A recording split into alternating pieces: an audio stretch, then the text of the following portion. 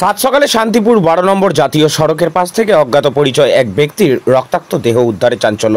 ঘটনাস্থলে বিশাল পুলিশ বাহিনী। 12 নম্বর জাতীয় সড়কে কন্দখোলার কাটিংয়ের পাশের জঙ্গলের মধ্যে এক মাঝবয়সী মৃতদেহ পড়ে থাকতে দেখে এলাকাবাসী। এরপর খবর দেওয়া হয় শান্তিপুর থানার, তারাও এসে পৌঁছায়। অন্যদিকে রোড ট্রাফিক পুলিশের পক্ষ থেকেও উপস্থিত হন পুলিশ কর্মীরা। মৃতদেহ উদ্ধার করে ময়না তদন্তের জন্য নিয়ে যাওয়া হয়েছে। তবে এখনও পর্যন্ত ওই ব্যক্তির পরিচয় জানা সম্ভব হয়নি। আনুমানিক বছর 50-এর ওই ব্যক্তির কপালে একটি ফুটো এবং কানের একটি অংশে খসে যাওয়ায় অবস্থায় ছিল।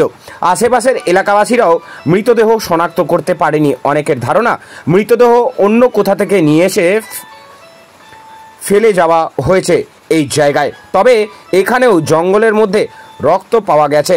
জাতীয় সড়ক থেকে বেশ খানিকটা দূরে হওয়ায় পথ দুর্ঘটনাজনিত কারণে মৃত্যু নয় বলেই মনে করেছেন অনেকে। তবে গোটা বিষয়টি স্পষ্ট হবে ময়না তদন্তের পর।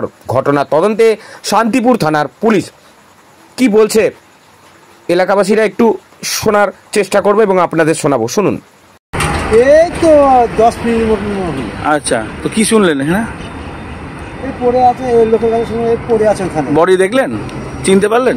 না, মানে চিনতে পারলেন না? কিরকম বয়স মোটামুটি?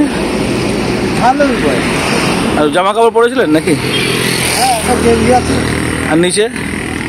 এর নিচে সেই কম্বল যে ঢাকা আছে এইটুকু রেখেছিলাম।